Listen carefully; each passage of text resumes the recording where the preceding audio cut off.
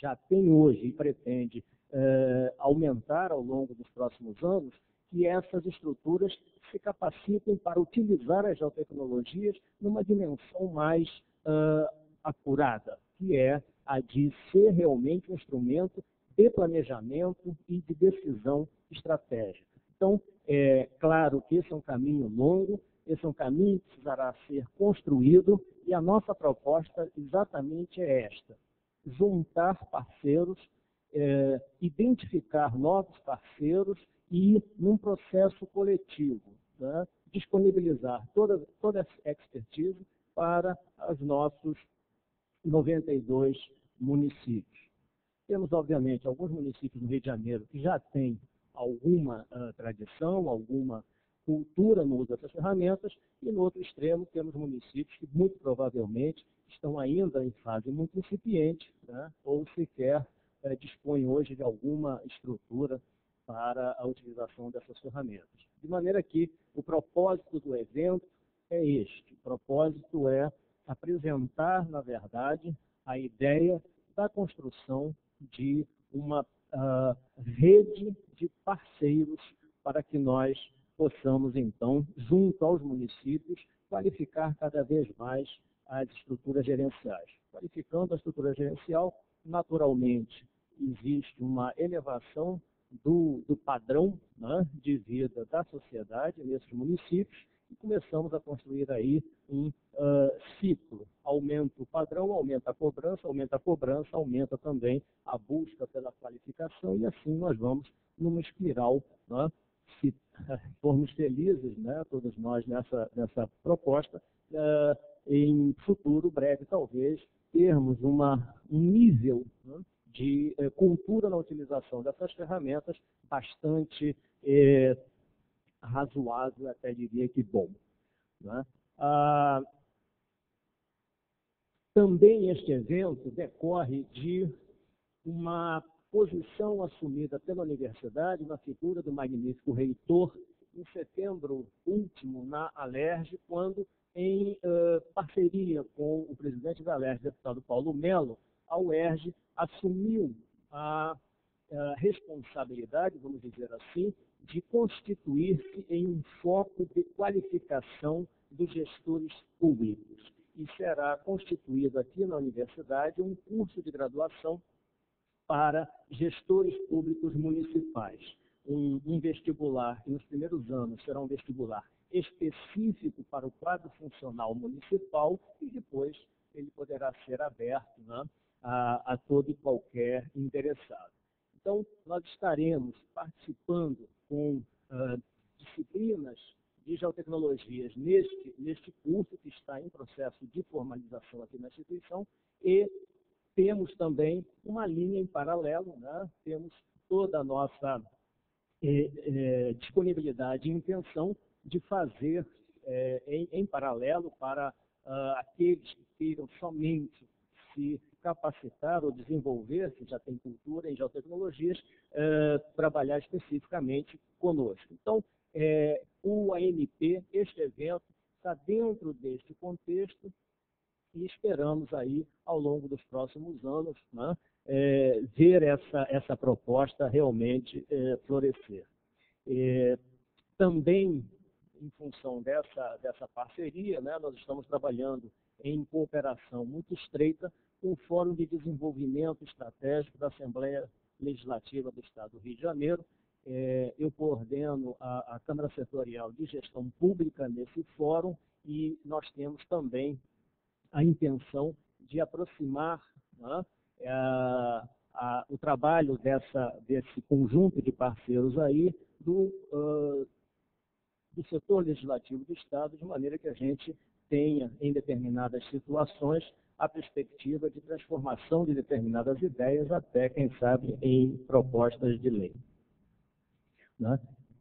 A ideia do evento, como foi o caso do GGT, do Geotecnologia e Gestão Pública, é que aqui não é um espaço de construção de protagonismos. Ao contrário, é um espaço em que se busca eliminar antagonismos, né? A gente procura aqui a realização de uma construção de caminhos, né, caminhos de parcerias e de cooperações com vários setores que hoje já atuam nessa temática do apoio e do desenvolvimento dos municípios, mas que tem, talvez, ao longo das histórias aí de cada um desses setores, atuado de maneira meio estanque, né? Então, o que a gente espera é que a própria composição da mesa, que vamos fazer daqui a instantes, ela tem esse caráter, né? O caráter de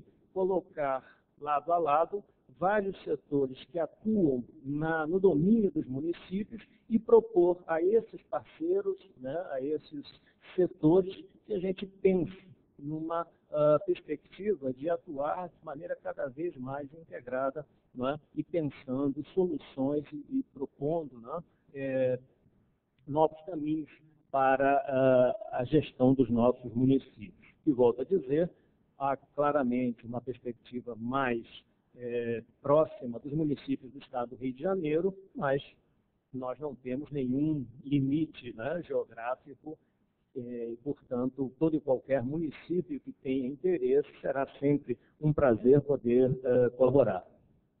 Bom, esse primeiro evento é uma espécie de evento beta, né? Então, a temática que nós construímos aqui, já que o nosso propósito é cooperar, é colaborar com os diferentes municípios, nós decidimos que o primeiro evento seria constituído a partir de experiências já consolidadas, né? Então, nós teríamos uma primeira parte, né, depois da mesa de abertura, né, nós teríamos uma primeira parte com uma visão mais geral da situação da utilização das geotecnologias no Brasil, tá? Depois, uma participação externa, uma participação de um professor da Rede Unigir, da Universidade de Quito, que vai vai fazer uma manifestação a respeito da perspectiva, né, internacional, o que hoje nós poderíamos ter aí de exemplos de uma utilização mais avançada, vamos dizer assim, dessas ferramentas na gestão pública. E depois nós vamos ter 4 cases, né? Nós vamos ter as experiências nas 4 capitais da região sudeste, né? Para que, a partir deste evento, os próximos eventos, né, nós tenhamos, a partir desses que são hoje, certamente, né, situações paradigmáticas, né, são situações mais consolidadas, a gente possa trocar com os municípios que certamente demandarão, né, soluções e que em muito poderão se aproveitar dessas experiências já consolidadas. De maneira que nós teremos, então, uma apresentação da experiência das prefeituras de São Paulo, de Vitória, de Belo Horizonte e do Rio de Janeiro. Então, a partir do ano que vem, o próximo AMP, o workshop de 2014, nós já faremos um recorte mais específico, né? Pode ser um recorte geográfico, por exemplo, o próximo evento tratando das prefeituras da região metropolitana ou da região serrana, ou de qualquer recorte que a gente venha, né, a entender como mais interessante, de forma a termos um evento com um caráter mais pragmático, em que as prefeituras tragam os seus problemas e aqui juntemos demandas e alguns provedores de soluções e algumas pessoas que já têm experiência no atendimento dessas problemáticas, né? Então, é essa a ideia do evento, é uma reunião de amigos, né, e na ideia de aumentar cada vez mais esse grupo. Para finalizar, eu gostaria de agradecer, né, o apoio de algumas empresas e instituições que têm sempre apoiado as nossas iniciativas, não só esses eventos, mas no nosso cotidiano, né? A UERJ, né? Em especial na figura do magnífico reitor, que é apesar de ser psicólogo de formação, esse apesar óbvio do ponto de vista da tecnologia, né, é um entusiasta das ferramentas de geotecnologias e tem sido, assim, um apoio absolutamente importante no desenvolvimento do sistema LabGIS aqui dentro da universidade.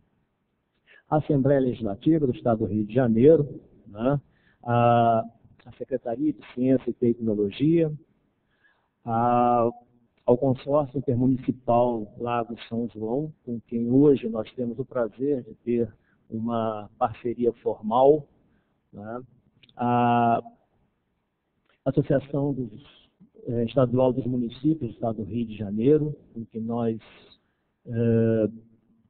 estamos interagindo, né, de maneira bastante intensa na perspectiva de capilarizar ao máximo no conjunto de municípios do Rio de Janeiro as nossas propostas, né, ao IBAM, ao SEBRAE, a GlobalGel, nossa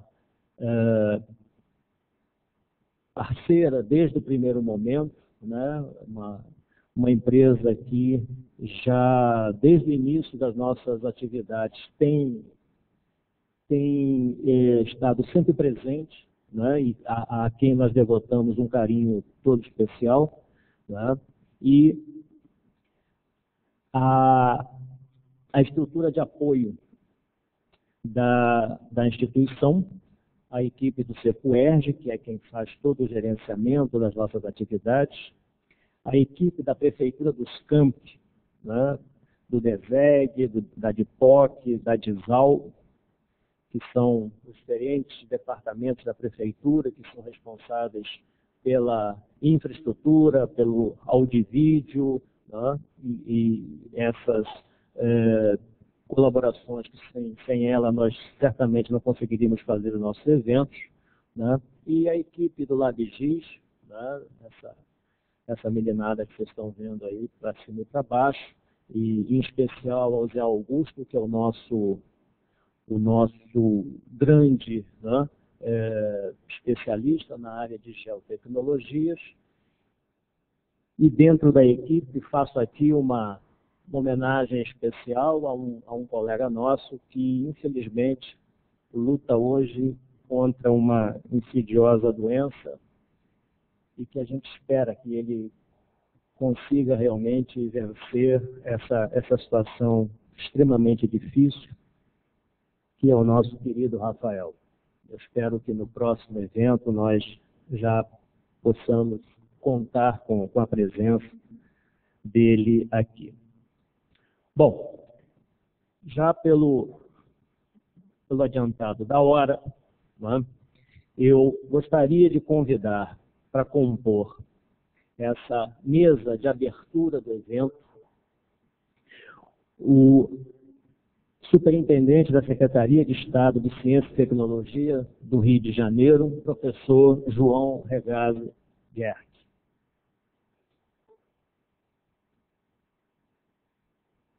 A coordenadora da Coordenadoria de Estudos Estratégicos de Desenvolvimento da UERJ, professora Tatiane Alves Batista.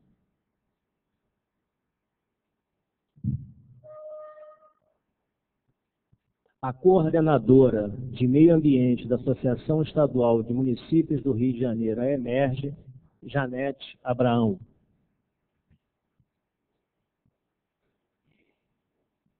E o supervisor técnico da área de urbanismo e meio ambiente do Instituto Brasileiro de Administração Municipal, IBAM, Ricardo Moraes. Então, cada um dessas instituições, como eu falei, são instituições que já atuam com foco específico nos municípios, né? E a gente, então, gostaria de ter a palavra deles aqui, não só naquilo que eles já vêm desenvolvendo nos seus setores, mas em especial naquilo que eles vislumbram como possibilidade para a construção dessa rede de cooperação e de capacitação das gestões públicas municipais. eu passaria a palavra ao professor Regazzi.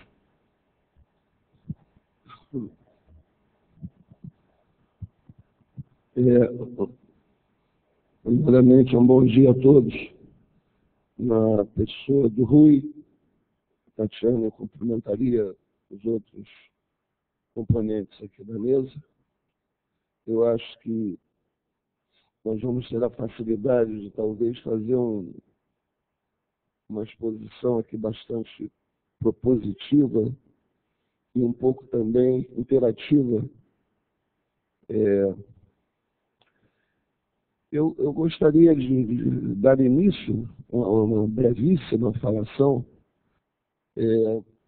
trazendo meus cumprimentos ao Rui e ao grupo aqui, que representa hoje essas novas geopropostas e geoatividades, enfim,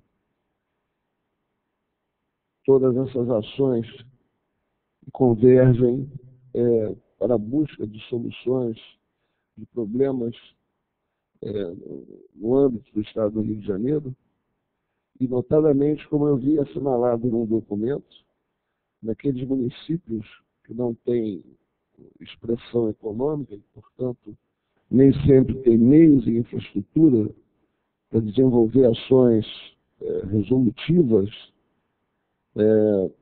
nessa área. E, então, eu acho extremamente importante que a UERJ mantenha esse olhar para todo o Estado do Rio de Janeiro. Eu sou um batalhador já de décadas por uma integração cada vez maior da Universidade do Estado do Rio de Janeiro com os municípios, com seus 92, 93, 92. Porque a UERJ, certamente, eu hoje tenho isso muito claro, foi o último órgão do Estado que fez a fusão com o antigo Estado do Rio de Janeiro. Nós permanecemos durante muito tempo restritos a esse campus aqui. É curioso a gente olhar aqui das unidades externas ao UERJ, nós herdamos algumas, São Gonçalo, herdamos Friburgo, herdamos Duque de Caxias. Por livre iniciativa da UERJ se constituiu Resende, hoje um polo extremamente promissor, e mais recentemente Teresópolis. Para vocês terem uma ideia, a Universidade Federal Fluminense, há 2 anos atrás, criou 12 cursos novos no interior do Estado do Rio. E nós, desde a fusão, tivemos, enfim, muito pouca presença efetiva no Estado do Rio. Mas isso foi se transformando, e mérito de várias administrações que sucederam na UERJ, e a UERJ finalmente começou a olhar para o Estado do Rio. Então, a primeira manifestação que eu faria era um júbilo e cumprimentar o Rui e todas as pessoas que direta e indiretamente estão envolvidas nesse trabalho, porque eu acho que se a universidade, um princípio muito elementar, se a UERJ é sustentada com os impostos de todos os cidadãos do Estado do Rio de Janeiro, ela minimamente deve uma contrapartida a quem a sustenta. Isso posto, eu nesse momento, embora professor da UERJ já desde 1972, estou agora em dezembro passando para a inatividade, mas eu nesse momento, há cerca de 2, 3 anos, eu estou afastado da UERJ e estou na Secretaria de Estado de Ciência e Tecnologia, inicialmente com o Alexandre Cardoso e agora, depois com o Luiz Edmundo, Costa Leite, e agora, pouco mais de 4 meses, com o deputado Gustavo Tutuca. Todos esses secretários tiveram sempre em mente que a UERJ era um potencial de inflexão extremamente importante para o Estado.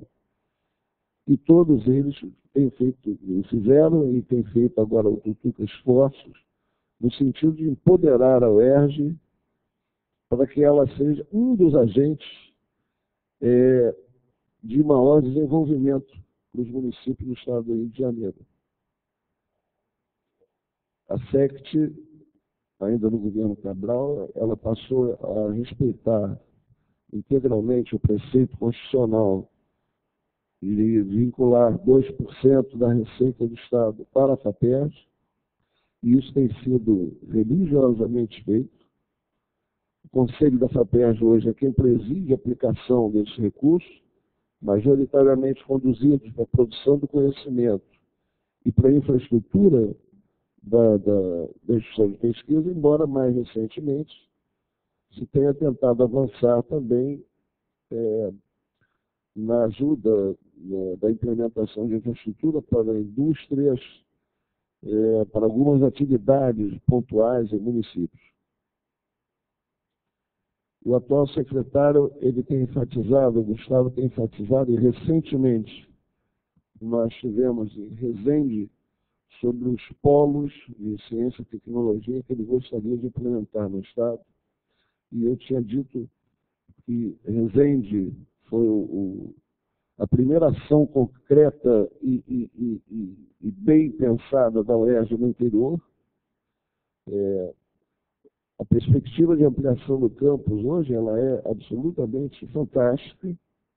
Quer dizer, está em curso um projeto da UERJ com o Vital Brasil para a constituição de uma faculdade de farmácia e de engenharia química, uma faculdade de farmácia acoplada à planta industrial do Vital Brasil, que comprou uma área da antiga Sanamid, depois teve um outro laboratório que comprou da Sanamid.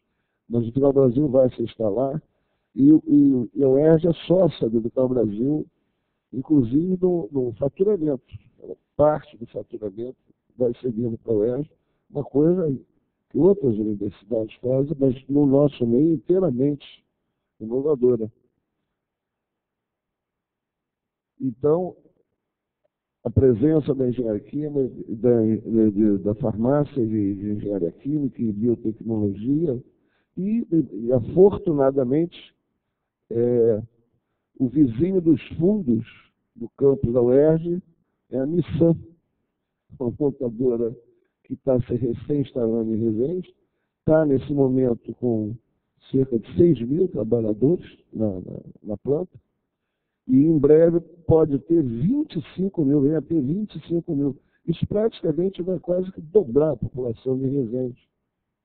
E os dirigentes da Nissan já procuraram os dirigentes da UERJ em Resende, lá da Faculdade de Tecnologia, dizendo que eles estão interessados, que eles vão ampliar o curso lá de engenharia mecânica. Ele disse, olha, eu estou interessado em todos os engenheiros que vocês forem capazes de produzir. Quer dizer, pela primeira vez, eu estou vendo um curso que não começou e já tem emprego. Mas Resende tem essa característica, que realmente foi uma coisa bastante exitosa para a UERJ, fruto de, enfim, da ação de várias pessoas aqui dentro da UERJ que viram isso. E eu vejo agora que esse polo de tecnologia que o Gustavo sonha, que a UERJ é uma das grandes alavancas, tenderá a ser um sucesso muito grande. É a ideia do secretário constituir outros polos dentro do Estado do Rio. Nós fizemos um levantamento, ainda que eu trabalhava com a Tatiane, nós fizemos um levantamento aqui no Estado do Rio, dos 92 municípios, 25 ou 24, se eu não me engano, tinham Secretaria de Ciência e Tecnologia. A grande maioria sequer. Ou então tinha a ciência e tecnologia pensada. Tem um município aí que tem uma secretaria que se chama Educação, Esporte, Lazer, Meio Ambiente e Ciência e Tecnologia. Isso é tudo uma secretaria só. Não sei como é que eles dão conta disso. 1%. Pois é. Então, eu acho que Uma outra atividade que se impõe era a gente tentar também, via ciência e tecnologia, né, buscar esses municípios de menor expressão, de menor expressão econômica, para que a gente possa efetivamente dar um tratamento mais igualitário, mais preciso, né, a essas questões de ciência e tecnologia. A FAPERJ é um poderoso instrumento, acho que o ERJ também cumpre um papel importante, assim como a outra estadual lá do Norte Fluminense, a UENF, que luta ainda com dificuldades lá na implantação, infraestrutura, mas isso todas as universidades vão ter sempre problemas de infraestrutura, de ampliação, isso.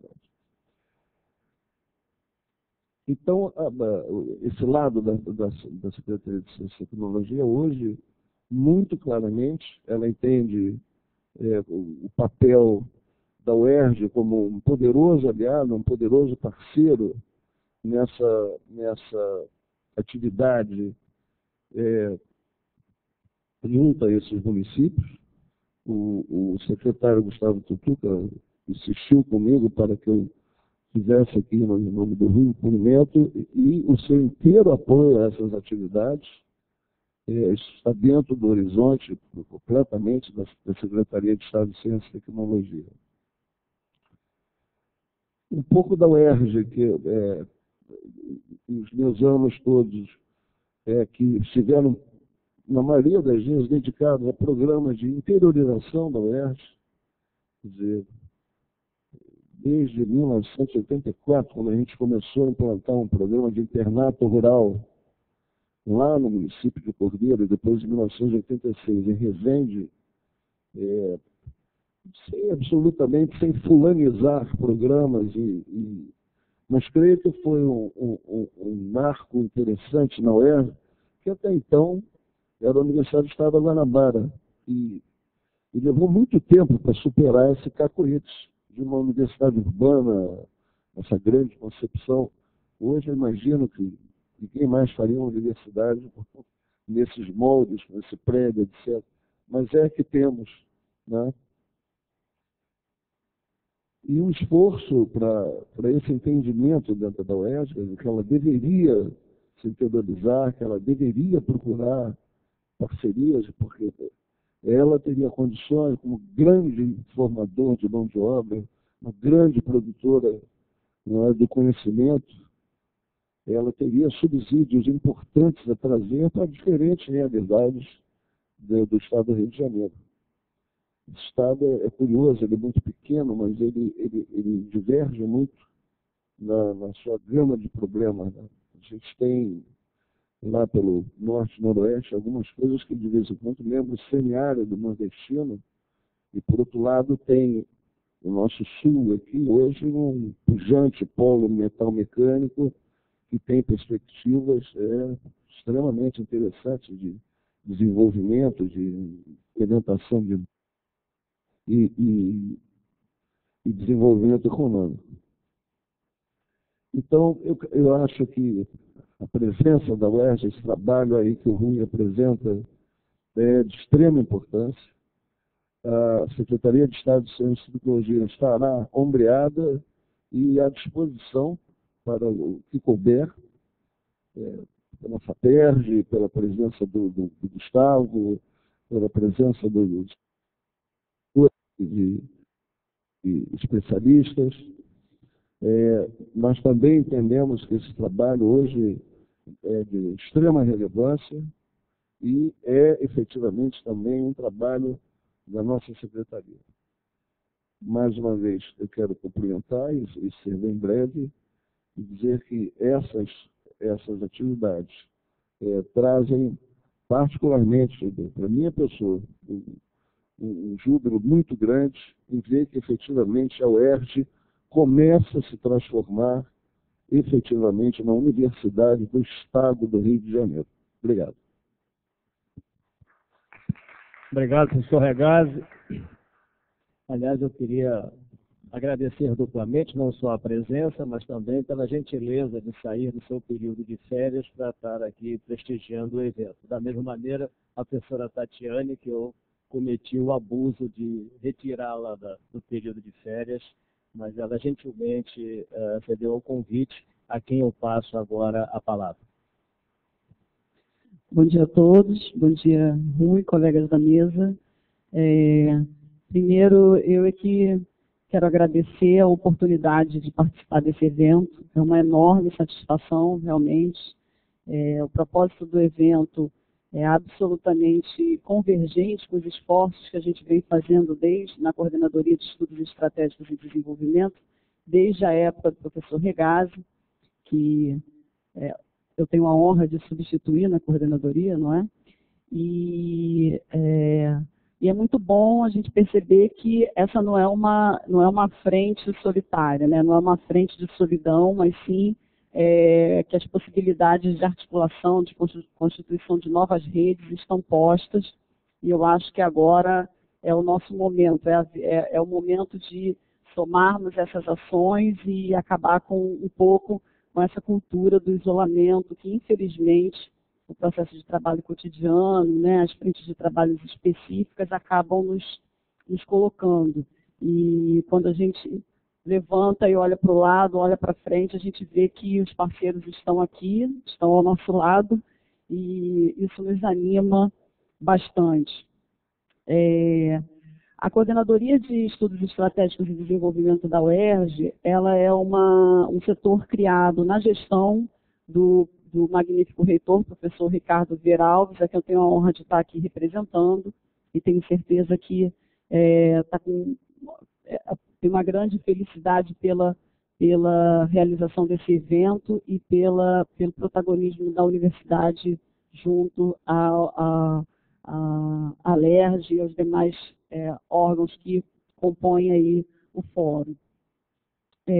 Essa coordenadoria, então, ela foi criada na gestão do professor Ricardo, e a ideia, o conceito, né, o escopo da coordenadoria é exatamente tentar avançar o máximo possível na aproximação junto às demandas municipais, rompendo aquele modelo de universidade que a gente viu se consolidar no Brasil em função de diversas determinações. Aqui não é uma questão de avaliação institucional, mas que levou a um certo isolamento, a um encastelamento do conhecimento, ao encastelamento da ciência e da tecnologia. O entendimento do reitor é um entendimento a partir de um projeto de universidade, é de que o conhecimento produzido aqui, ele pode e deve ser aplicado, utilizado para o desenvolvimento do Estado do Rio de Janeiro e do projeto de país que nós temos. E essa não é uma decisão simples, ela é uma decisão que parte de uma arena de disputas, porque a gente sabe que dentro da universidade há entendimentos divergentes, discordantes dessa visão. Então, o professor Ricardo teve a coragem e a ousadia, já desde o seu primeiro mandato, de apresentar, a partir da criação dessa coordenadoria, uma perspectiva onde a universidade deve estar aberta e propositiva, dentro dos seus limites, evidentemente, na gestão e na colaboração com o desenvolvimento do Estado do Rio de Janeiro e com o desenvolvimento local, com o desenvolvimento dos municípios. A leitura que a gente faz dentro desse contexto, diz que a partir da Constituição de 88, e eu tenho certeza que essa é uma leitura já provavelmente feita por dentro do fórum, que, bom, a partir da Constituição de 88, a realidade municipal ela sofre uma inflexão importante, que está ligada ao novo Pacto Federativo e à realização dos concursos públicos. A gestão, a partir desse novo pacto, o orçamento da União ele é descentralizado e ele é implementado pelo poder local, pelos municípios. Então, os sistemas únicos de saúde, sistemas de os SUAS, né, o Sistema de Assistência Social e diversos outros sistemas que formam a política nacional de garantia de direitos, eles passam a ser descentralizados e não mais tem o poder, Brasília tem o poder sobre a gestão desses recursos, mas sim os municípios. No entanto, essa decisão, que foi uma decisão que atravessa, né, ela é consequência de um processo de redemocratização da nossa sociedade, ela traz consigo a necessidade de também que esses municípios estejam qualificados, aspas, tecnicamente, para dar conta dessa nova tarefa. No entanto, nem sempre os municípios têm condições para dar conta desse novo quadro de exigências acerca da própria gestão do país, a partir desse novo pacto, e no foco, o próprio município. Isso significa que, se os municípios não têm capacitação técnica para elaboração, proposição, gestão e prestação de contas de projetos específicos para os entraves do seu município, esses recursos não chegam. Esse é um cenário, é uma análise que eu tenho certeza que todos nós já fizemos, mas não é um cenário simples. É um cenário desafiador e é um cenário que convoca a universidade a participar, seja na qualificação dos agentes municipais para elaboração técnica da própria gestão dos municípios, mas também a universidade como um agente de criatividade, um agente de inovação para a gestão dos municípios. Então, não são pouco comuns quando a gente realizou, por exemplo, no primeiro ano do mandato do professor Ricardo, né, no ano de 2008, para cá, a gente realizou 6 seminários regionais de integração da UERJ com as regiões administrativas do Estado do Rio de Janeiro. Ainda na gestão do professor Regazzi, na coordenadoria, nós percorremos todo o Estado do Rio de Janeiro, ouvindo as demandas, ouvindo a realidade, percebendo as vocações regionais do conjunto de municípios naquela região e tentando entender qual era a porta de entrada, a melhor porta de entrada para a universidade nesse sentido da colaboração. E aí não é pouco comum o aparecimento de questões relacionadas à gestão do lixo, ao trânsito, à própria capacitação dos agentes municipais, a questão da capacitação continuada de professores para uma perspectiva de desenvolvimento consistente e por aí vai. Quer dizer, muito além de simplesmente abrir um novo campus universitário num determinado município e impactar, evidentemente, sobremaneira aquela região com a existência de um campus da universidade, a universidade é muito mais ágil, e que também é um projeto válido, é um projeto que a gente trabalha com muito cuidado, né? O professor Regazzi citou o caso de exemplo, mas nós também estamos conversando com outras possibilidades de expansão no Estado. Nós temos muito mais agilidade no sentido de atuar em perspectivas como essa que o professor Rui hoje coordena e tantas outras que a gente sabe vêm sendo desenvolvidas dentro da universidade. Através da capacitação, através da elaboração de diagnósticos sobre a realidade local, através do mapeamento das situações de assoreamento de rio, etc. A gente tem N demandas que vão sendo atendidas muito mais imediatamente do que um megaprojeto de expansão da universidade, a exemplo do que fizeram as federais. Então, hoje, um pouco para passar essa agenda para vocês, dentro do espírito do que o professor Rui coloca, né, no espírito da gente, de criar aqui uma nova aproximação, de criar aqui uma nova parceria, né, a gente se reconhecer aqui. Hoje, a coordenadoria trabalha a criação do que a gente está chamando de escritório das cidades. A gente percebe, na conversa com os municípios, que os municípios nem sempre sabem como chegar àquele pesquisador, aquele professor, aquele laboratório que é objeto da sua demanda local. Então, a coordenadoria hoje se propõe, em parceria com a Secretaria de Ciência e Tecnologia, a ser um intermediador entre a demanda municipal e a universidade. E a gente fez a escolha, né, mas não dá para fazer tudo ao mesmo tempo, então a gente fez uma escolha em função do nosso campus regional de Resende ser hoje uma das prioridades do reitor, no sentido de incrementar aquele campus por todas as razões que a gente já sabe, enfim. A gente vai trabalhar no ano de 2013, a região do Médio Paraíba, começamos com o município de Resende.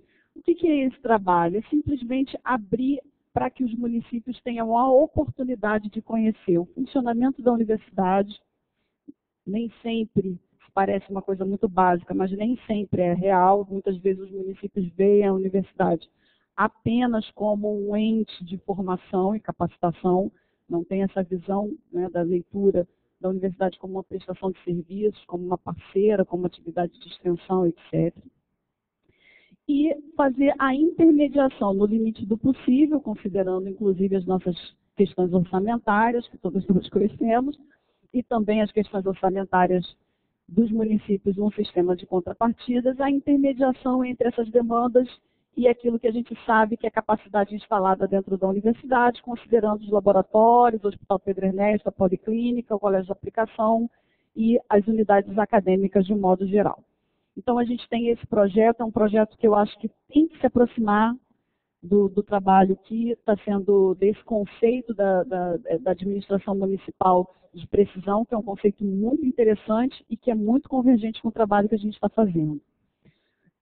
A gente tem um núcleo que trabalha especificamente a questão educação-saúde, é um núcleo formado por pessoal do Hospital Pedro Ernesto, especialmente a neuropediatria, o núcleo de atenção à saúde do adolescente, NESA, e a Faculdade de Nutrição, o Instituto de Nutrição, a Faculdade de Serviço Social, coordenado pela CEED, que é um núcleo de capacitação na área de dificuldade de aprendizado, que é uma questão que aparece em todos os municípios como um grande problema hoje. Como enfrentar, né, a nova realidade escolar a partir da lei da inclusão.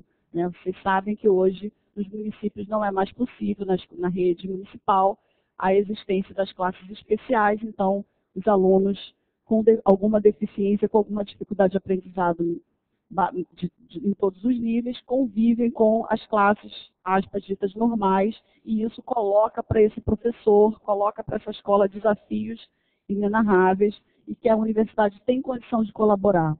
Tem uma turma de 30 alunos, uma criança com autismo, uma criança com dificuldade de aprendizagem, uma criança com, enfim, e as ditas normais e um professor que não está preparado para enfrentar essa realidade. Então, hoje a universidade está se colocando como uma agente na colaboração nesse sentido. A gente entende que a educação fundamental é a base para qualquer outra política que a gente possa pensar.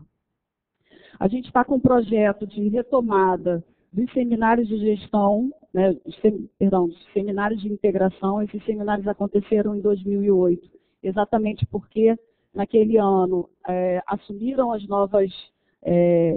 novos mandatos e agora novamente a gente tem esse processo sucessório e a gente quer reatualizar essa pauta e recolocar para os novos dirigentes municipais, para as novas prefeituras, a universidade. A gente está com um plano de começar esses seminários no segundo semestre, provavelmente pela região serrana.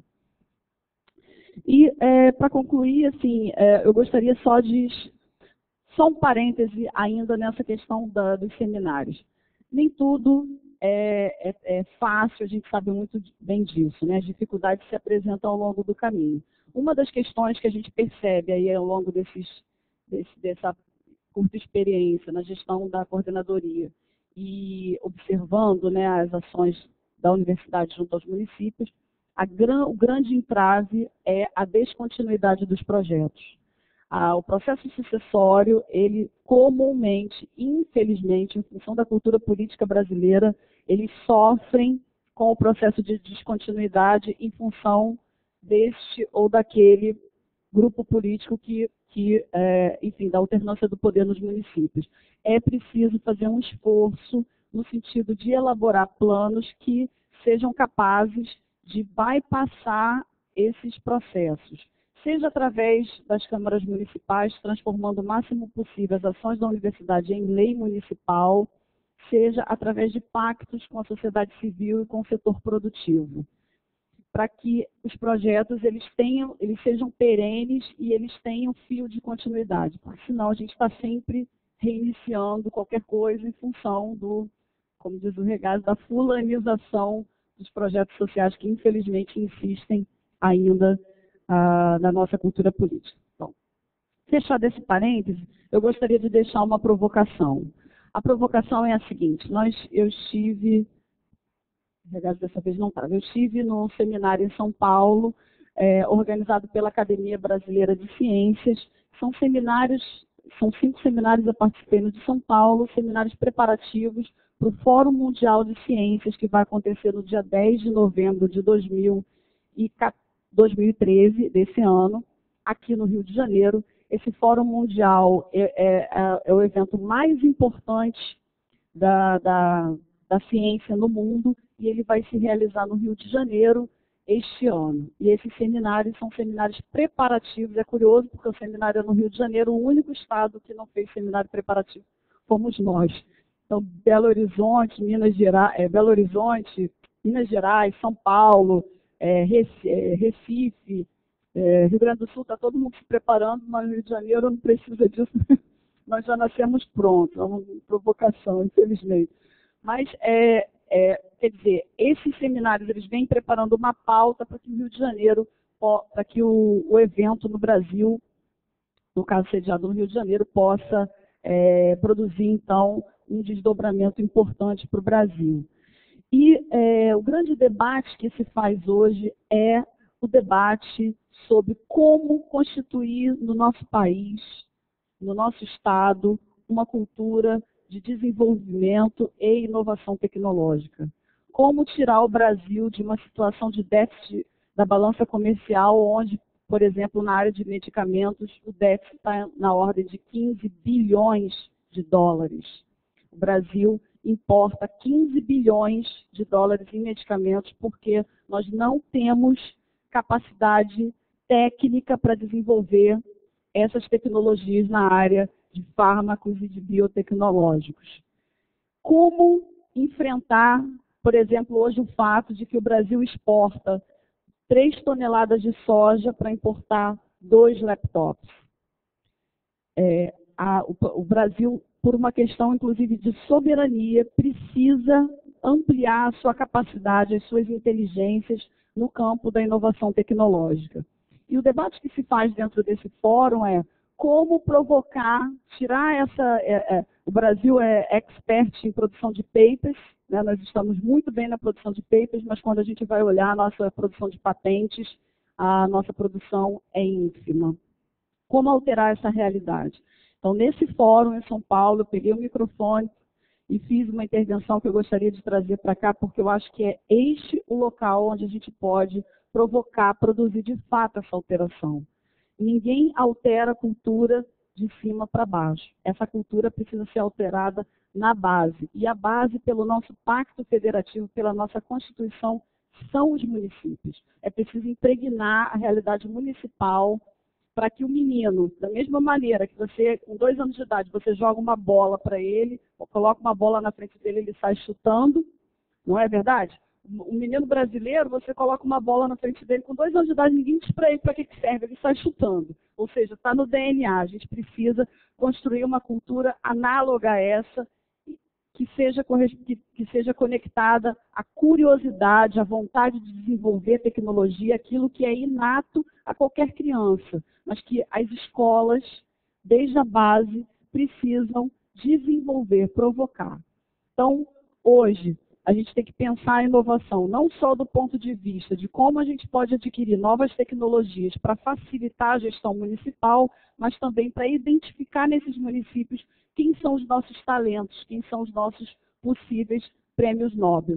A gente não pode continuar olhando a nossa juventude apenas como possíveis talentos do futebol. Nós temos uma população imensa, nós temos do DNA do brasileiro a criatividade, mas eu estou convencida que não é a CAPES e o CNPq quem vai alterar essa cultura. Quem vai alterar essa cultura é a rede municipal de ensino, portanto, os municípios. Então, aonde eu vou, agora eu faço esse discurso, porque é uma questão de soberania, é uma questão de projeto de país, e a universidade, é claro, tem um papel muito importante nisso.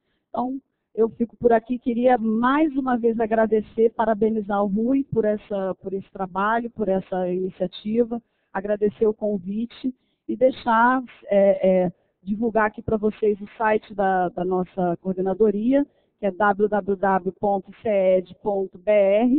ou se você acessar o site da UERJ, tem ali link na barra principal, entre as diretorias está lá a Coordenadoria de Estudos Estratégicos e Desenvolvimento. A gente tem tentado manter a nossa agenda sempre atualizada ali no site, e é uma forma da gente se comunicar, da gente se encontrar. Obrigada, gente. Obrigado, Tatiane. Acho uma provocação extremamente oportuna. Na sequência, Janete Abraão, representando a EMERGE. Bom dia, professor Rui, muito obrigada pelo convite. Aos demais participantes aqui, professores e colegas lá do IBAM.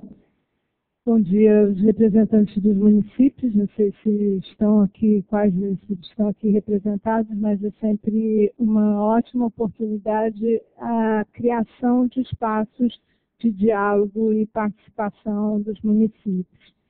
E esse evento, especialmente, eu acho que tem, para nós lá da EMERGE, foi de fato uma oportunidade muito, que veio muito a calhar, porque a gente vem buscando estreitar, de fato, ações que possam promover a ampliação do uso dessas ferramentas, né, de geotecnologia junto aos municípios. Então, de fato, eu queria deixar em nome da diretoria da associação o nosso agradecimento e já provocar o LABS para a gente estruturar, de fato, uma parceria mais institucional para que a EMERGE também possa se somar a essas iniciativas da UERJ, das secretarias, em que a gente já tem como parceiro estratégico o Estado nas suas diferentes secretarias, mas eu acho que a participação e a integração com a UERJ, e especialmente ligada a essas ferramentas, são muito interessantes e seria uma ótima oportunidade, né? A EMERGE, a Associação Estadual de Municípios, é uma associação, ouvindo aqui a professora falar, eu disse que bom ouvir a universidade falar do Pacto Federativo, né? Porque uma das nossas, a missão da associação é o fortalecimento das gestões municipais no âmbito aqui do Estado do Rio de Janeiro, né? Nossa atuação atinge os 92 municípios. No entanto, assim, do nosso foco é exatamente criar uma ética do Pacto Federativo. Ou seja, como é que a gente estrutura e enraiza e consolida o Pacto Federativo como uma ética da gestão pública. Então, essa tem sido a nossa perspectiva de trabalho e, assim, o que a EMERGE faz, a gente faz vamos dizer assim, uma gama de ações ligadas à mobilização, à articulação dos municípios e temos alguns focos específicos que são ligados mais diretamente a processos que envolvem aperfeiçoamento dos gestores públicos, então, capacitações, enfim, qualquer iniciativa que fortaleça e aperfeiçoe os gestores públicos. E a gente tem uma atuação específica na área de meio ambiente que eu coordeno desde 2006. E ao longo dessa oportunidade de coordenação da área de meio ambiente, de fato tem sido uma experiência muito que eu tenho, sempre que eu tenho também a oportunidade, eu tenho reforçado, que tem sido uma experiência muito interessante do ponto de vista de crescimento pessoal, do trabalho junto aos municípios. E ao longo desses 6 anos, uma das nossas primeiras metas foi a estruturação dos sistemas municipais de meio ambiente. Que uma das primeiras constatações foi essa que o professor também, subsecretário, fez referência, a inexistência de secretarias ou de instâncias dentro das administrações públicas locais com a responsabilidade pela área ambiental. Então, da mesma forma que a ciência e a tecnologia, a área ambiental também ainda padece, não mais agora, mas padecia da falta de estrutura de sistemas de gestão e até de gestores, né? Então, era esse caso, meio ambiente, turismo, agricultura, defesa civil, era tudo junto, e a pauta ambiental não tinha nenhuma, vamos dizer, consideração do ponto de vista estratégico dentro da administração municipal. Então, um dos nossos esforços na associação é exatamente colocar a pauta ambiental como uma das questões estratégicas dentro das administrações públicas. Felizmente, o Estado do Rio de Janeiro teve uma mudança significativa no desenvolvimento da sua própria política estadual, o que repercutiu de forma muito positiva na estruturação dos sistemas municipais de meio ambiente. E hoje a gente já tem, certamente, todos os municípios, os 92 municípios, possuem sistemas de gestão ambiental.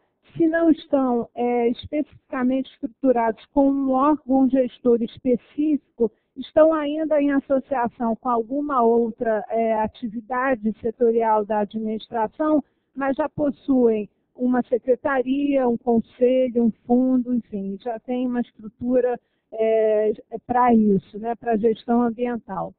Por outro lado, o fortalecimento das políticas públicas estaduais provocou os municípios no sentido de aperfeiçoar essas gestões e, em função do Pacto Federativo, assumirem responsabilidades da pauta ambiental que antes não eram das suas, vamos dizer, competências. Já estava na competência dos municípios desde 88, mas ainda não em implementação, especialmente aqui no Rio. E aí me refiro especificamente a um instrumento da gestão ambiental, que é o licenciamento ambiental. Desde 2007, os municípios já estão, alguns deles são 42 ou 43 municípios, já fazem o licenciamento ambiental e agora, desde o ano passado, com a regulamentação, finalmente, do artigo 23 da Constituição e a promulgação da Lei 140, todos os municípios deverão, na medida dos seus tempos, né, fazerem o licenciamento ambiental. Isso promove uma necessidade de capacidade técnica extraordinária para as gestões ambientais. No caso do licenciamento ambiental especificamente, ele um dos condicionantes o georreferenciamento das atividades licenciadas. Então, a própria assunção da responsabilidade pelo licenciamento ambiental já implica, já carrega um componente da geotecnologia importante e que precisa ser ainda amadurecido, aperfeiçoado, né? Sem falar naqueles outros ainda 40 e poucos ou quase 50 municípios que ainda não começaram o processo de licenciamento ambiental, mas que já estão, vamos dizer, com essa tarefa, com essa missão por conta da promulgação da Lei 140. Então, esse foi estou fazendo um recorte na área ambiental, quero pedir permissão, porque é a área que eu posso melhor fazer a minha fala, mas eu vou voltar aqui para os objetivos do nosso encontro, que estão pertinentes a isso. Mas, com relação a essa questão especificamente do licenciamento, isso já aponta essa demanda. No entanto, o que nós vimos trabalhando é numa perspectiva que é um pouco mais ampla, que aí sim acho que vem ao encontro especificamente desse evento hoje aqui que a UERJ promove, que é que os municípios utilizem uma ferramenta que é o planejamento. Infelizmente ou não, a gente está ainda necessitando de um amadurecimento grande por parte dos municípios na utilização do planejamento como a base para a sua gestão. Muitos municípios têm planejamento ou fazem planejamento, vou citar um instrumento especificamente, que é o plano diretor, por exemplo. No entanto, ele ainda ocupa um lugar dentro da administração não estruturante. muitas vezes os planejamentos e a cultura ligada ao planejamento por parte dos gestores municipais não enraiza nas suas práticas, não se transforma, portanto, em práticas administrativas, práticas de vida, né? Porque estamos falando disso, né? Assim, a gente está lidando com a vida e os modelos de gestão dos espaços territoriais onde a vida ocorre. Então, o que vem nos chamando a atenção e concentrado alguns dos nossos esforços é de como aglutinar parcerias, esforços, competências, para que o planejamento no âmbito dos municípios possa se tornar, de fato, uma ferramenta. Uma das primeiras, então, reflexões que eu gostaria de trazer é que, se o planejamento, como a professora apontou, se o planejamento não considera as características locais, ele nunca vai ser incorporado. O planejamento que fica na gaveta é aquele que não dialogou com as características locais, que não envolveu, portanto, diferentes atores, que não considerou o cenário de diferentes interesses e conflitos que ocorrem e que estão presentes em todo o tempo. Então, esse tipo de planejamento e essa mudança, vamos dizer, de uma certa forma, na lógica do planejamento, é necessário que seja empreendido por parte de todos. E aí, dentro desse espírito do Pacto Federativo, os 3 entes federados, mas é essencial que a universidade se incorpore a esse esforço, né? E a UERJ realmente tem avançado muito nesse sentido, mas eu acho que essa é uma das primeiras premissas que a gente tem que quebrar, ou seja, um dos primeiros desafios que os municípios e os diferentes entes devem buscar no sentido de vamos fazer um planejamento olhando para as nossas características, considerando essas características como bases para que a gente possa, de fato, planejar. E, nesse sentido, eu acho que as ferramentas a geotecnologia, são extraordinariamente interessantes.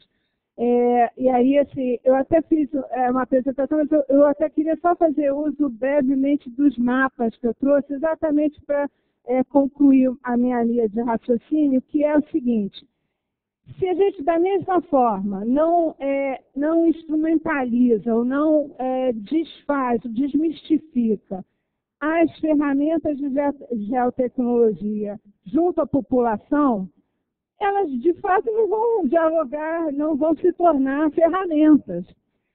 Uma das possibilidades, então, eu acho que a gente está trabalhando, então, qual é a lógica para essa nossa análise e o diálogo que a gente pode aprofundar, a gente está associando as ferramentas de geotecnologia ao planejamento, então não se faz planejamento sem essas ferramentas, mas também não se faz planejamento e nem uso de qualquer que seja a ferramenta, lá no final nos mapas, por favor.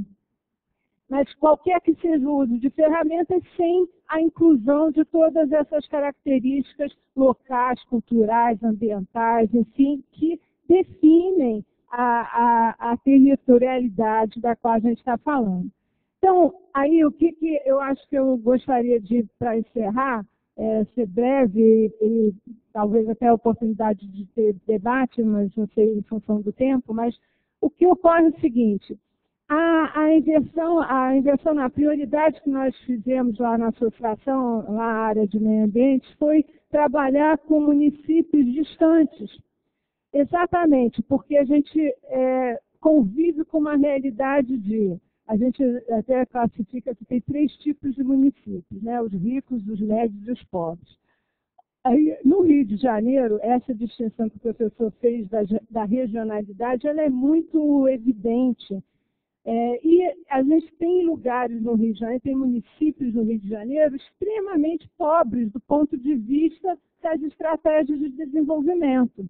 porque deixaram de ter a base que os dava sustentabilidade, que é, por exemplo, a agricultura, como carro-chefe para o desenvolvimento. A agricultura, por diferentes motivos, faliu, né? Não tem mais a força que tinha, e no lugar da agricultura não ficou nada. É o caso dos municípios, por exemplo, do noroeste do estado.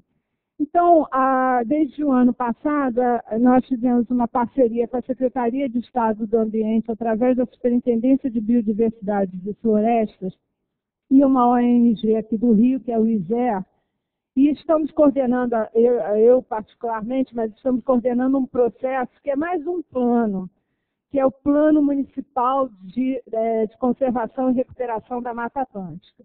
E elegemos a região noroeste como prioritária para fazer um case sobre a elaboração desse instrumento. É muito paradoxal, de uma certa forma, porque é a região com talvez com a menor cobertura florestal do estado do Rio de Janeiro. Portanto, a Mata Atlântica lá é um desafio, né, em si. Mas por que ir para o noroeste? Primeiro porque é necessário que os municípios mais distantes e com mais fragilidade político-institucional e, portanto, capacidade técnica, tenham um maior apoio. Senão, a gente não consegue inverter a lógica, né?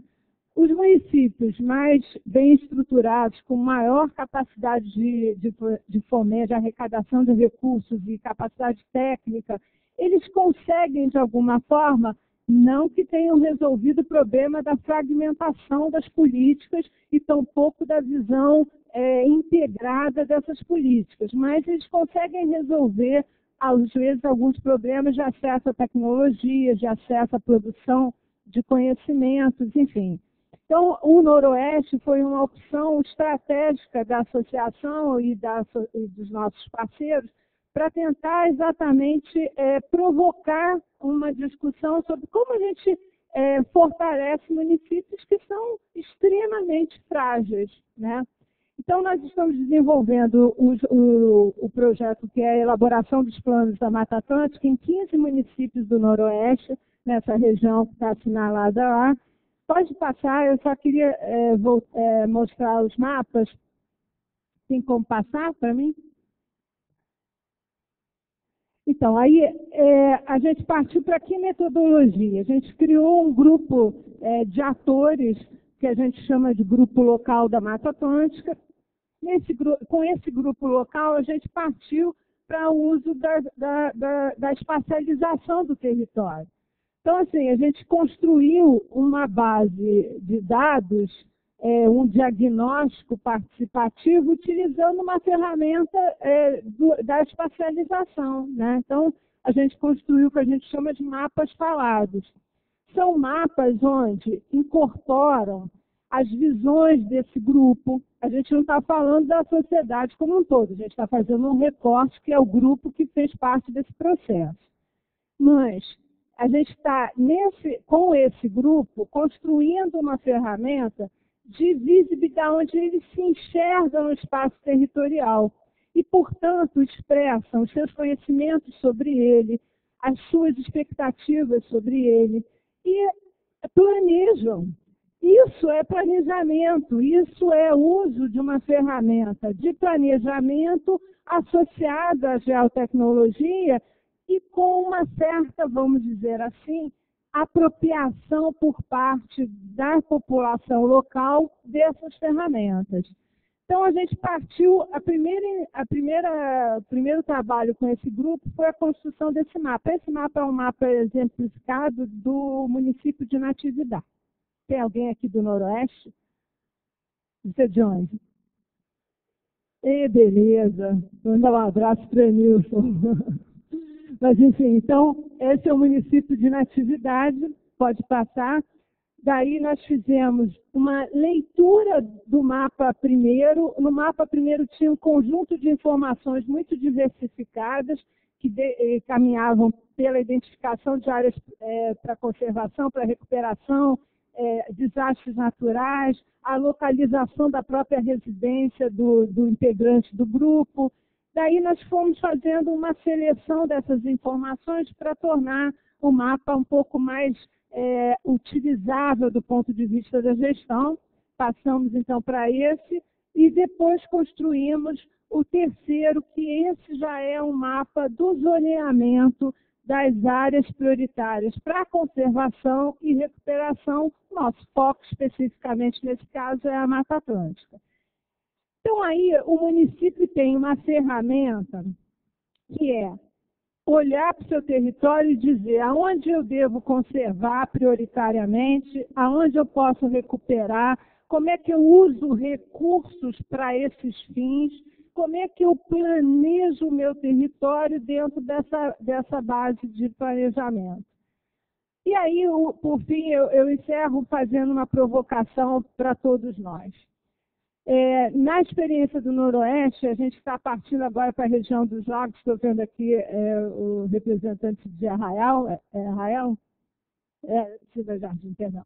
Mas o que a gente está constatando? É mais um plano que está chegando na mão do gestor para ele trabalhar. Olha, agora, além da LDO, além do plano diretor, além do plano de saneamento, além do plano, uma infinidade de planos que foram oriundos da Constituição, alguns deles, né? Ele tem mais um, que é o Plano Municipal da Mata Atlântica.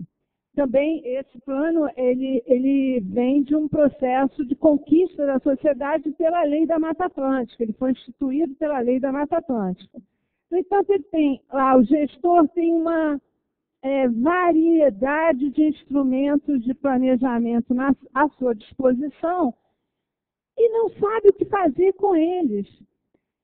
Um dos desafios, então, que eu acho que esse a gente precisa avançar, a gente, que eu digo todos nós, junto com os municípios, é no sentido de como manipular, como os municípios manipulam e operam e integram essa base de dados diversos e de, muitas vezes, no caso das ferramentas de geotecnologia, bases muito distintas, né? Então, tem uma base de 1 para 50 mil, uma base de 1 para 25 mil, que não dialogam, que não fazem link. Então, como que a gente avança na integração desses planos para que, de fato, a gente esteja olhando para um território vivo, né? E não estanque, paralisado e confinado a um plano que não sai da gaveta, né? Então, como a gente avança junto com os municípios, no sentido de integrar esses planos e torná-los uma possibilidade, de fato, de modelos de desenvolvimento, e aí eu tenho que acrescentar sustentáveis, porque a gente não está falando de outro, né, desenvolvimento, para que a gente possa avançar nesse sentido, né? Então, eu acho que os desafios já estão dados. É muito bom que a UERJ seja uma parceira. A gente está lá com a UENF como parceira em vários momentos, né, por conta das pesquisas que a UENF tem de levantamentos na área da fauna e da flora locais. Mas é importante que a gente vá avançando nesse sentido. Como é que a gente integra toda essa gama de instrumentos que estão à disposição hoje e faz deles uma prática da administração local, né? Muito obrigada, um abraço. Obrigado, Janete. E encerrando a mesa, a participação do supervisor técnico da área de urbanismo do IBAN, Ricardo Moraes.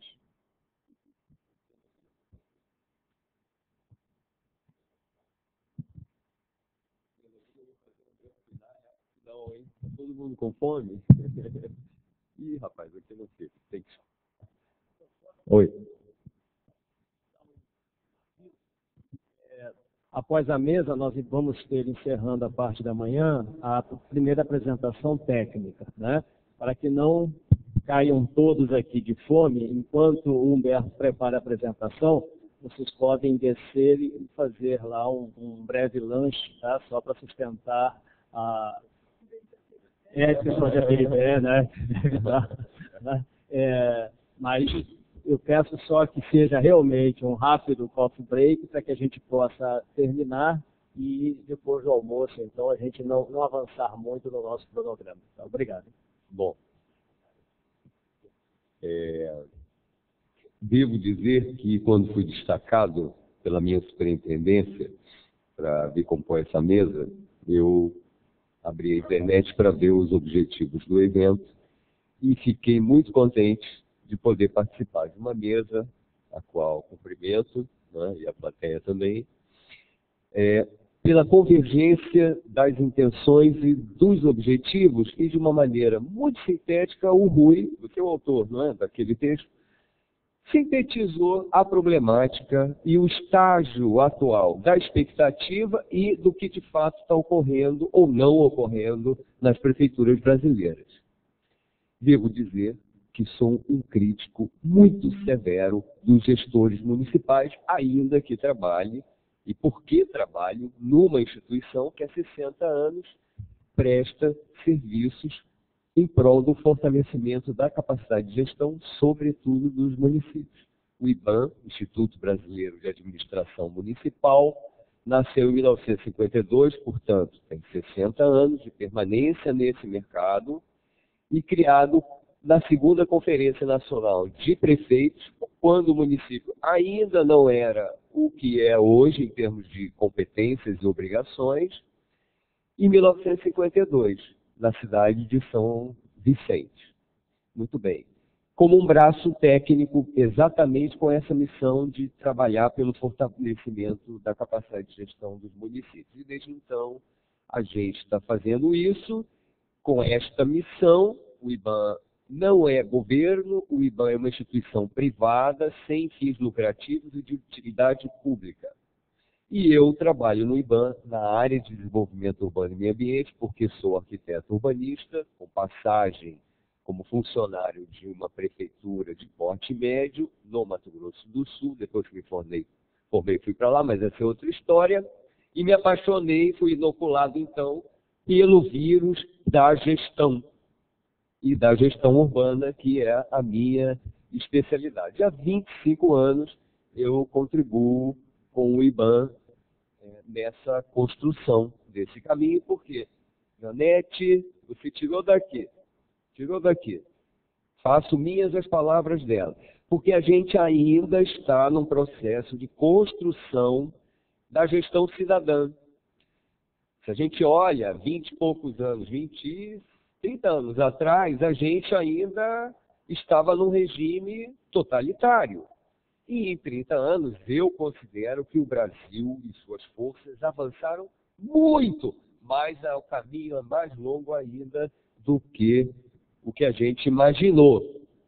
Só para exemplificar, após a ressaca da campanha nacional de planos diretores, os urbanistas entraram em crise. Está todo mundo deprimidinho. Desconfio que até alguns se suicidaram, porque a panaceia milagrosa não se realizou, não é?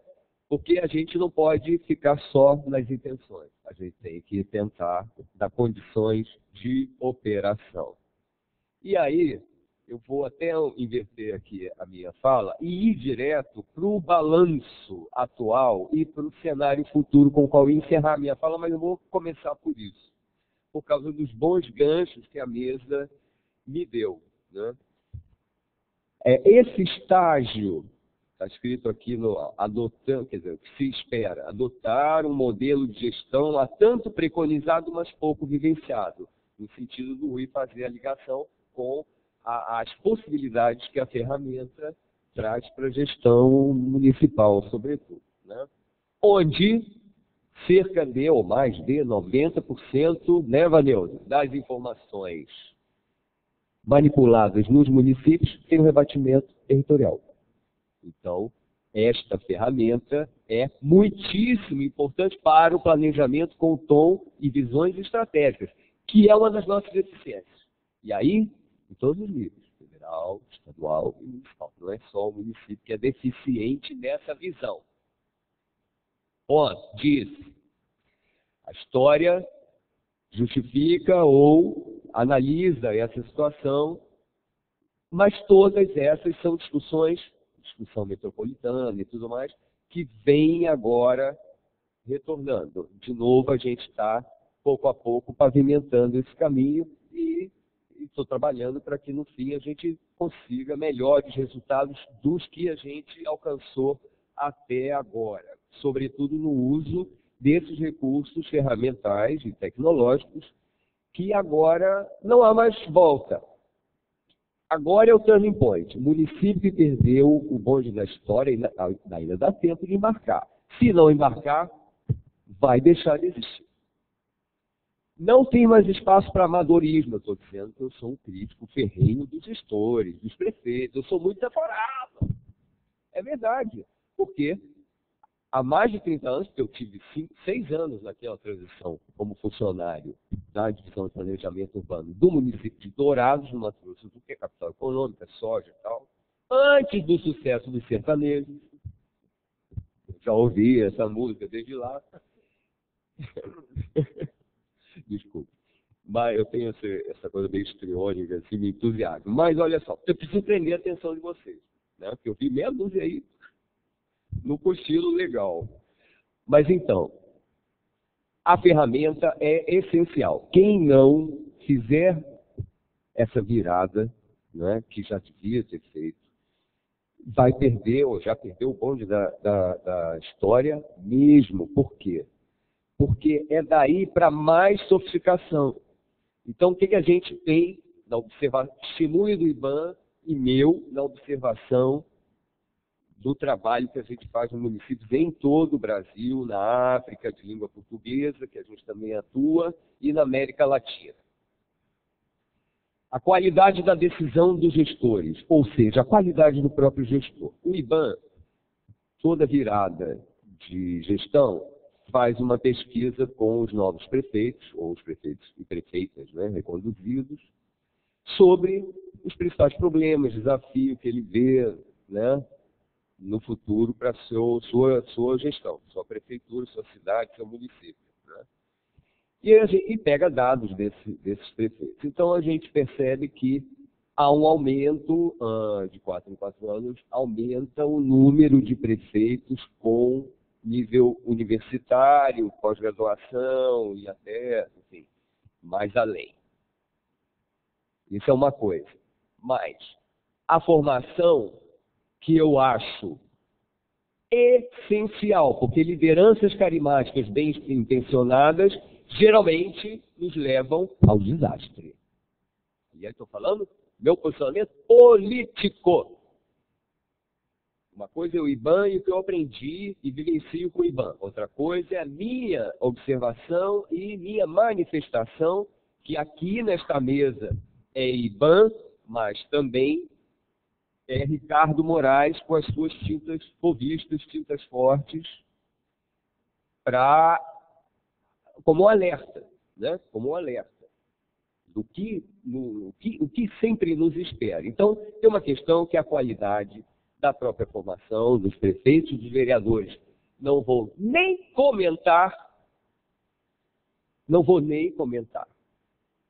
que é os legislativos municipais, em que pese boas lideranças das associações, das confederações, gente que tem o espírito público de fato, que faz o contraponto com os carreiristas, que também constitui uma grande maioria.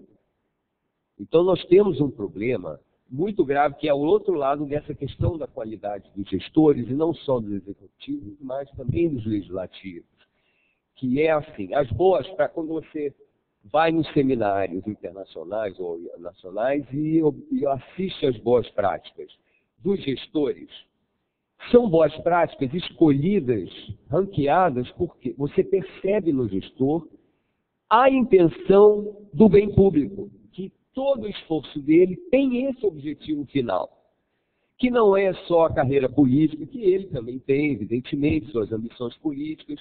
até a questão do poder, tá.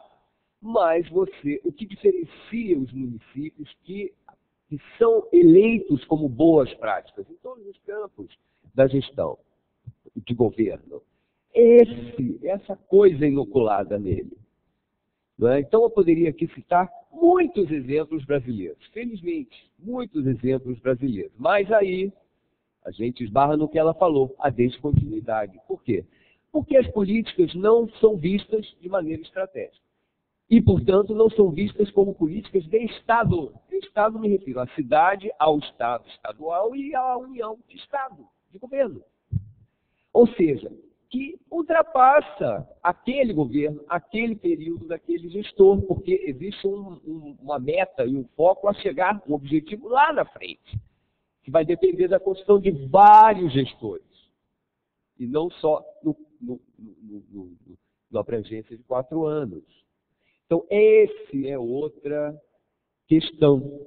Então, o IBAN, dentro da sua estrutura, tem sim, desde o início, uma escola, que se chama Escola Nacional de Serviços Urbanos, porque esse era o mote naquela época, mas ela é uma escola de governo. E um dos cursos que permitiu que nós construíssemos uma experiência com o geoprocessamento desde o início dos anos 90 foi, além de usar, aprender a usar, observar e tentar inovar nas aplicações daquela ferramenta, geoprocessamento e georreferenciamento, com aquilo que a gente conhecia das práticas da gestão, né? Então, a gente conseguiu fazer essas pontes naquela época e até, durante um tempo, demos cursos introdutórios do uso do GEL, dos cadastros, na construção dos cadastros multifinalitários, não é? Aí, a porta de entrada inicial do GEL nas prefeituras foram as secretarias de Fazenda, por causa do fortalecimento das receitas municipais, do IPTU. Então, era recadastramento associado com o georreferenciamento. Aí, a barreira que era você conseguir pagar os voos e as reambulações digitais, que não era especialmente barato, e não havia uma compreensão, que hoje há, da utilidade ampliada da própria ferramenta. Então, o início, aí é o testemunho do IBAN, como é que o assunto, o tema, entra no IBAN? E entrou pela porta tributária, como entrou nas prefeituras. Né? Bom, então nós desenvolvemos dentro o IBAN se organiza multitematicamente dentro da questão de desenvolvimento urbano e meio ambiente, que é o lugar onde eu estou. Nós fomos também, com contribuição da Ivaneuza, que para minha gratíssima surpresa está aqui na plateia. Você foi aluno, não é? Daqui? Não é isso? Nós juntos, com outros companheiros, montamos a experiência, então, metodológica dos cadastros técnicos multifinalitários. E nós chegamos a essa capacidade, naquele momento, a partir de câmaras técnicas que a FINEP financiou e que permitiu que nós trouxéssemos todos aqueles que estavam aplicando no governo a ferramenta naquele momento tão inovador, como a Condé, com o programa Bahia Azul, do Estado da Bahia, e outros programas. Outros parceiros, universidades, compunham essas câmaras, né? Os construtores das ferramentas, dos softwares também. Então, isso nos abriu as portas para seguir num outro aspecto que integra a missão do IBAN, que é a difusão da informação para a gestão.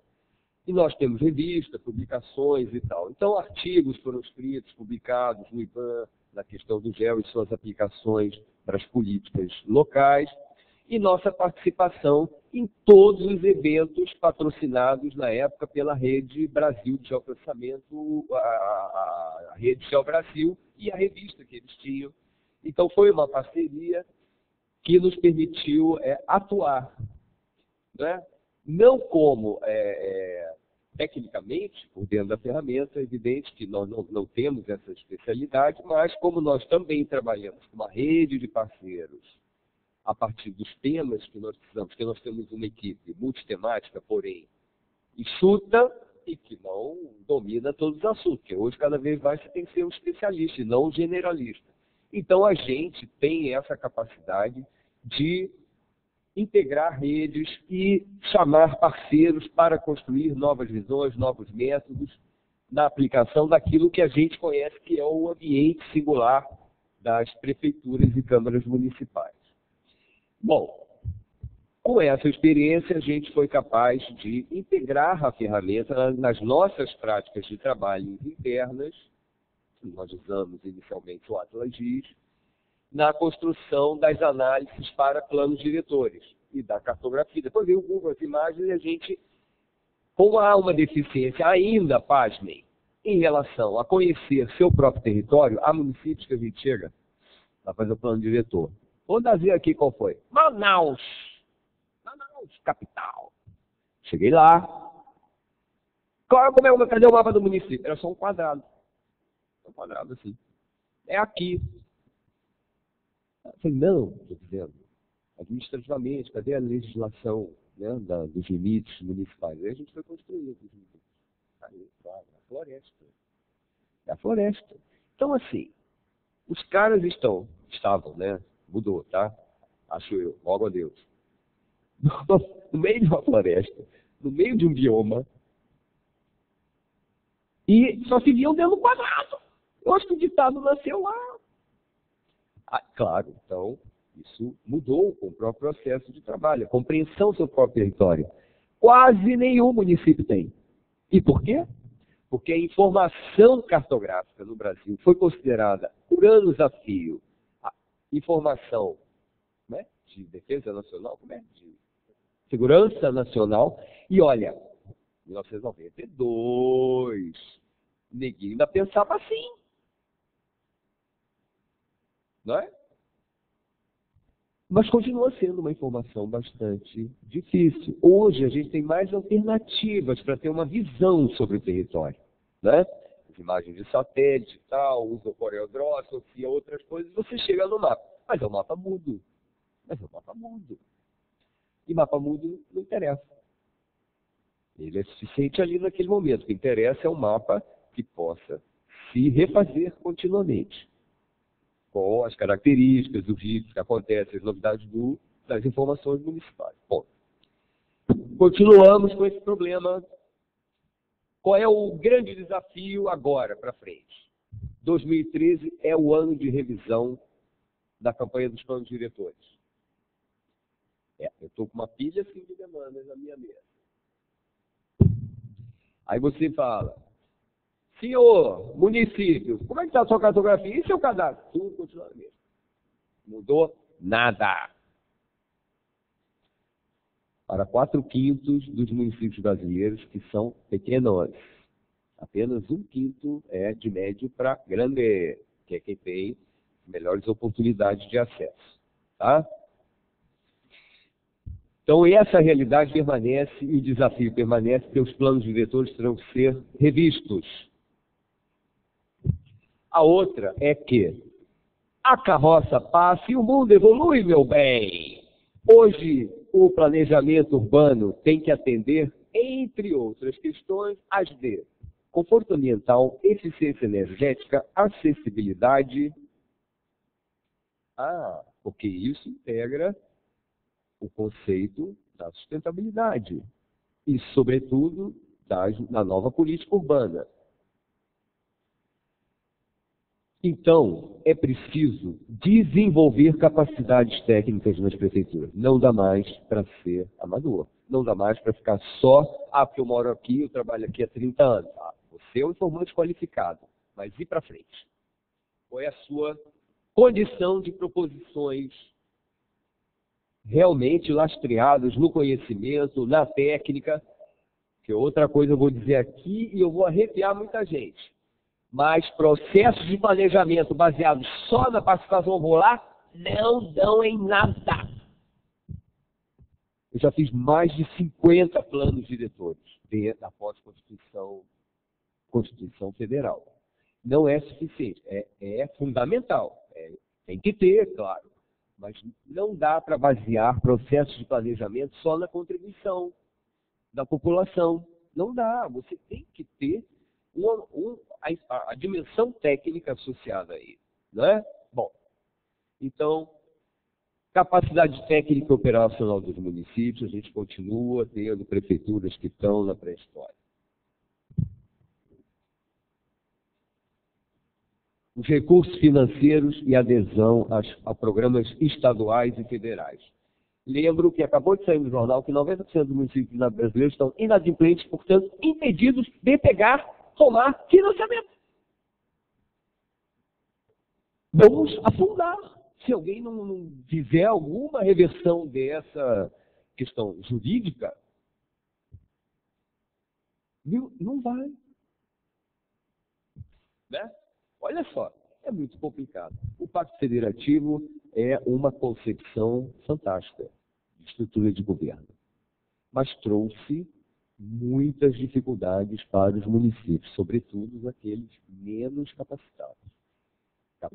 Então, desenvolver capacidade técnica é fundamental. Eu estou muito triste que eu vou citar aqui um exemplo. Tem um Juiz de Fora aqui? Não. Também não é Estado do Rio. Tá. Da solidão do técnico de Juiz de Fora. O camarada, que é especialista em cartógrafo, especialista em geoprocessamento, e trabalha com política pública urbana em Juiz de Fora, apresentou o projeto dele, um sistema que ele inventou para a defesa civil em Juiz de Fora. Análise de risco, que esse é outro desafio para nós agora na revisão dos planos diretores, que há uma lei federal de defesa civil promulgada no final do ano passado, que modificou, que ampliou o conteúdo do Estatuto da Cidade, que regulamenta a elaboração dos planos diretores. Então, as análises de risco serão necessárias. Portanto, as equipes, inclusive a do IBAN, e eu estou aqui já para dizer, estamos abertos à parceria sim, porque eu preciso de perfis que mexam com ambiental e risco, usando, evidentemente, os softwares de gel. Né? Para nós é um desafio também. Então, vamos lá. A revisão dos planos. Continuamos com a necessidade de continuar na ampliação das capacidades técnicas. A qualidade dos gestores que tomam as decisões ou não tomam, só no voto, meu bem. Isso é a democracia. Então, eu tenho que esperar. Não, essa é a importância nossa é essa. A principal é essa. Quem a gente escolhe? Os recursos financeiros, papel do Estado, que eu estava falando. Lá atrás, esses programas estaduais, até mesmo o PDBG aqui no Rio, o Programa de Distribuição da Baía do Guanabara, no qual eu participei, em 1992, sentado na mesa lá da Secretaria de Planejamento do Estado, na gestação de um desenho institucional de fortalecimento da capacidade dos municípios. Aí chamaram o IBAN e tinha um recorte ali do programa que era capacitação. Em todos os questão ambiental, questão de planejamento urbano, o uso da informática na época, na administração. Então, fizemos um carrossel aqui com os municípios contribuintes da bacia hidrográfica da Baía de Guanabara. Uns 20, 19, sei lá. Né? Primeiro mês, tudo bem, todo mundo foi. Aí, a partir do segundo, começam as defecções. Ou porque o cara é chamado pelo secretário, ou porque também perde tudo. Ou porque o secretário mandou aquele que quer se ver livre, mas é padrinho, não sei de que, então não pode mexer. É assim que é. Mas ficaram aquela meia dúzia, pelo menos. O legado foi deixado ali. Então sempre vale a pena, mesmo que seja um. Sempre vale a pena. Nas nossas condições brasileiras. Né? Bom, então não vai faltar trabalho para a gente. Mas é importante o aporte dos estados, a liderança dos estados nesses programas que envolvem tecnologias, aquisição de equipamentos, amplos programas de capacitação, e aí a universidade entra também com o seu papel. E seus laboratórios, desenvolvedores, que isso é o outro lado. Então, assim, podia aqui colocar mais pontos dessas observações, né? As disponibilidades de informações cartográficas são ruins, as de clima são piores ainda. E como é que a gente vai fazer análise de risco ambiental urbano sem a informação do clima em cada cidade? Porque não há. Andei participando dos encontros do ENCAC, que é o pessoal, os conforteiros, que chamam, conforto ambiental das universidades. E é um chororó, porque nem eles conseguem informação do INPE. O que é isso? Estamos ainda naquela ideologia de informação de segurança? Que história é essa? Não tem. E as estações de medição no Brasil, estou repetindo aqui de papagaio que eu ouvi lá, os especialistas, estão sendo desativadas. Então, sem informação de clima, não tem sustentabilidade urbana, meu bem.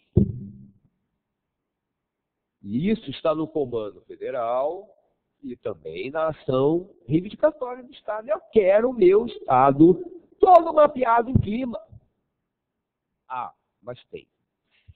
Tem alguns atlas que o governo brasileiro está editando. Acabaram de editar o Atlas de desastres, de ocorrência de desastres naturais. No Brasil inteiro, por estado. É ótima fonte de informações, mas é papel ou ali internet. Os mapas que falam, os cruzamentos não chegam até os analistas aqui embaixo, tá?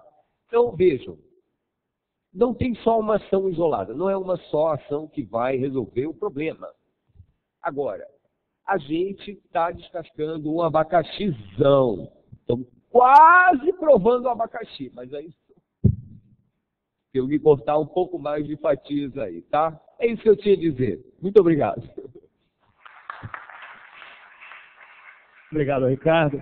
Só para dar resposta à tua colocação com relação a desastres, né, ao mapeamento de desastres, um dos nossos professores, aliás, 2 dos nossos professores são responsáveis aqui no Rio de Janeiro, trabalhando junto ao Serviço Geológico Estadual, por esse trabalho de desastres. Então, eu acompanhei também, se você me permite, fazendo aqui uma parte, o trabalho que o ERD, o Laboratório de Hidrologia, fez para o plano diretor de Paraty, que vergonhosamente até agora não foi aprovado.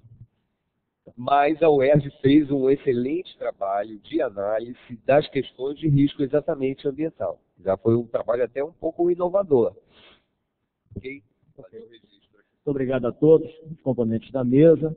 Eu me sinto plenamente realizado pela manifestação de todos aqui, porque percebi nessas manifestações que nós temos realmente uma enorme possibilidade de construir essa sinergia, agregar novos parceiros e tentar contribuir para a mudança dessa nossa cultura, né, e aos poucos ir construindo aquilo que todos nós idealizamos, né, mas que, infelizmente, ainda não alcançamos.